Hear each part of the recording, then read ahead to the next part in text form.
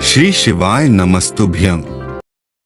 शिव जी कहते हैं पार्वती, जो नारी हरतालिका तीज के व्रत का स्मरण करती है, फुलेरा जो बांधा जाता है उसमें 5 माला से ज्यादा माला लटकना चाहिए, 5 से कम नहीं।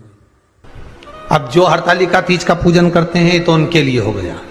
अब दूसरे के लिए भी सुन ले, जो नारी हरतालिका तीज का पूजन नहीं करती, व्रत नहीं करती, साधना नहीं करती, उसके लिए भी कहा गया कि आप अगर ये व्रत नहीं करते हो तो एक कार्य जरूर करना, कहीं पर फुलेरा बंधा हो, हरतालिका की पूजन हो रही हो, 5 मिनट 10 मिनट निकालकर अपने आसपास के किसी पौधे में से पत्तियां लेकर या पुष्प लेकर, 5 वृक्ष की पत्ती या 5 वृक्ष के पुष्प लेकर शंकर भगवान को जब पूजन हो रही हो, 5 मिनट माताएं जब पूजन कर रही हों, तब आप भी उस पुष्प को, उस पत्तियों को शंकर को समर्पित कर सकते हो। ये नहीं चढ़ा सकते तो 5 फल नहीं चढ़ा सकते तो 5 कुछ भी पुष्प आदि का आप शिव को समर्पित करो।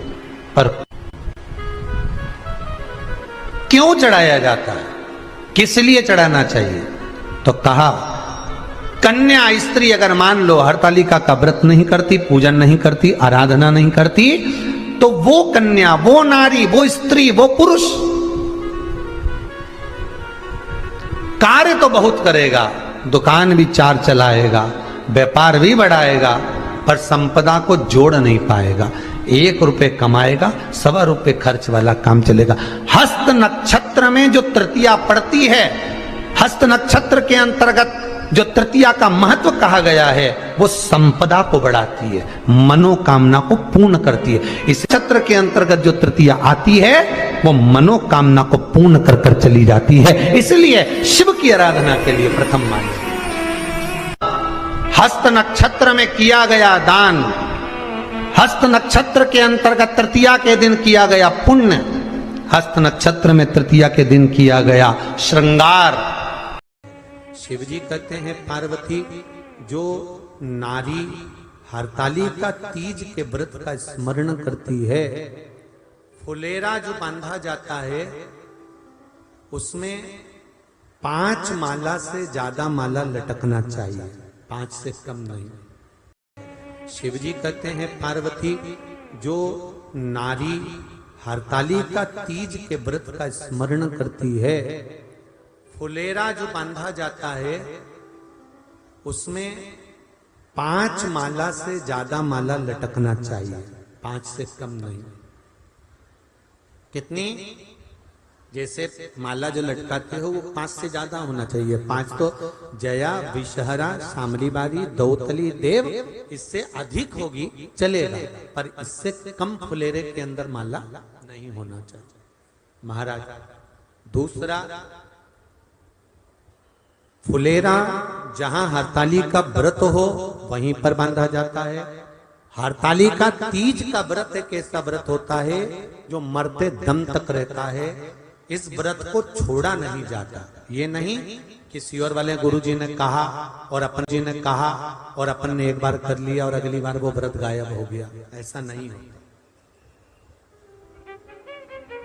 हरतालिका तीज अखंड सौभाग्य के लिए, वंश वृद्धि के लिए, कार्य सिद्धि के लिए और कुंवारी कन्याएं उत्तम वर प्राप्ति के लिए, आनंद सुख के लिए करती हैं। ऐसा नहीं है कि केवल स्त्री ही करती है। जब नारी किसी कारणवश व्रत नहीं कर पाती तो पुरुष इस व्रत को धारण, तब अपने हृदय से, मन से इस व्रत को कर कर अपने जीवन को सार्थक बनाइएगा। जो करते हैं, कितने लोग करते हो? जरा हाथ उठाइए। हरतालिका तीज इतने सारे करते हो? अरे वाह वाह, कर लो, प्रणाम प्रणाम, आपको बहुत बहुत नमन करता हूं, बहुत बहुत सारा। फुलेरा बांधते हो? नहीं, अब की बात बांधना। मंदिर में करते हो तो मंदिर में, घर में करते हो तो घर में। फुलेरा वंश की वृद्धि करता है, फुलेरा अखंड सौभाग्य देता है, फुलेरा मन की कामना को पूर्ण करता है। जो बेटियां जिनका विवाह नहीं हो रहा हो या बेटे जिनका विवाह नहीं हो रहा हो, वो 7 स्थान पर कहीं फुलेरा बंधा हो तो फोन लगाकर पूछना कहाँ बंधा है, वहां का दर्शन करने, एक फूल में हल्दी कुंकू लगाकर शिव जी को चढ़ाकर फिर वहां से जाना। 7 स्थान के फुलेरे का दर्शन अवश्य करिएगा। जो व्रत नहीं करते हैं उनसे निवेदन है, कहीं हरतालिका हो रही हो तो वहां बैठकर अगर भजन हो रहे हो तो थोड़ी देर भजन गाने चले जाना।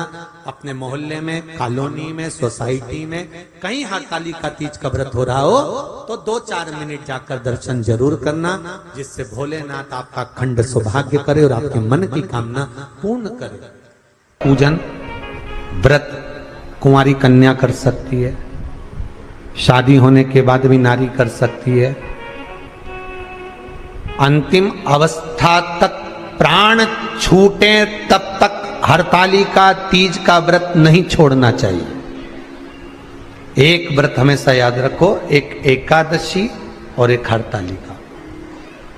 हाँ, इतना जरूर है, ज्यादा शरीर बेकार हो गया, बुढ़ापा आ गया, शरीर नहीं साथ दे रहा तो कुछ फल खा लो, कुछ चाय, दूध, जूस आप लेकर कर लो। इतना भी नहीं बने, शरीर बहुत ही बेकार हो गया तो आप एक समय फल का फलहार धारण कर लो, ठीक है।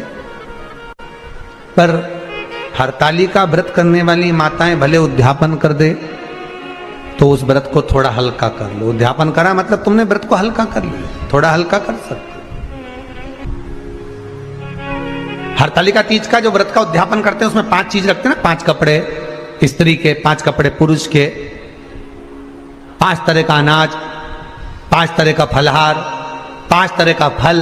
तो 5 तरह का जो फल रखाता है हरतालिका तीज के उद्यापन में, दुनिया के लोग उस 5 तरह के फल को केला गिन ले, पपीता गिन ले, मौसम्बी गिन ले और अनार गिन ले, संतरा गिन ले, सब कुछ गिन लेते हैं, पर उस 5 तरह के फल में धतूरे को नहीं गिनते। पर शिव कथा में वर्णन आता है, हरतालिका तीज के उद्यापन में लिखा हुआ है सबसे पहले 5 फल अगर गिनना है तो उसमें पहले धतूरे को गिनो, क्योंकि शंकर को वो प्रिय होता है, शंकर उसको स्वीकार कर लेता है। और धतूरा शंकर भगवान को क्यों चढ़ाया जाता है उसका प्रसंग आपको पहले भी कहा, आज फिर कहते हैं। धतूरा जब हम भगवान शंकर को समर्पित करते हैं तो हमारा कोई कार्य अटक रहा होता है, जिस कार्य को बार बार एग्जाम में बैठे हो, बार बार परेशान हो रहा है, बार बार इंटरव्यू देने जा रहे हो, नहीं हो रहा, एक बार धतूरे को हृदय से भगवान को प्रेम से, करुणा सागर मेरे शंकर को दिल से एक बार वो धतूरा भगवान से विनती कर कर उसको चढ़ाओ तो शरीर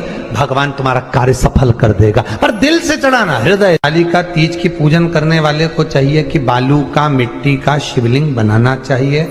फुलेरा जो बनाया गया है ऊपर शंकर जी के ऊपर लटकाने के लिए, टांगने के लिए, उसके नीचे शिव, पार्वती, गणेश जी की सुंदर बालू की मूर्ति बना लेना चाहिए। पार्थिव लिंग का निर्माण कर लेना चाहिए। शिव की आराधना करना चाहिए। जो फल आपके पास में हो शंकर को समर्पित करना चाहिए, पूजन करना चाहिए, आराधना करो। सबसे पहली पूजन हरतालिका तीज की प्रदोष काल के अंतर्गत हो जाना चाहिए, शाम के समय पर। प्रयास करा करो प्रदोष काल के समय पर पहली पूजन हो जाए तो ज्यादा अच्छा।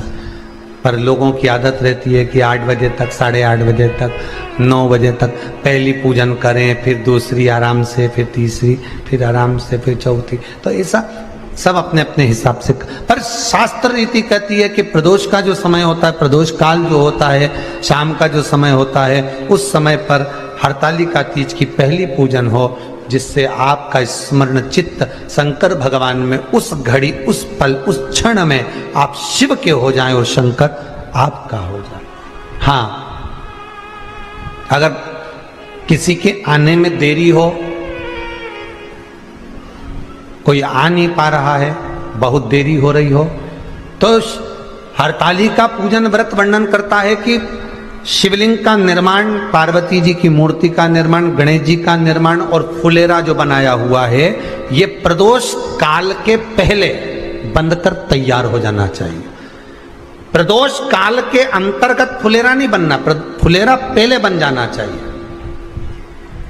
और बहुत विशेष बात ध्यान रखिए हरतालिका तीज की, कि शंकर जी का जो अपने स्वरूप बनाया है, पाटे में, थाली में, चौकी पर, चौरंग पर जो स्वरूप बनाया है, वो पहले नहीं रखना है। पहले क्या बांधना है? फुलेरा।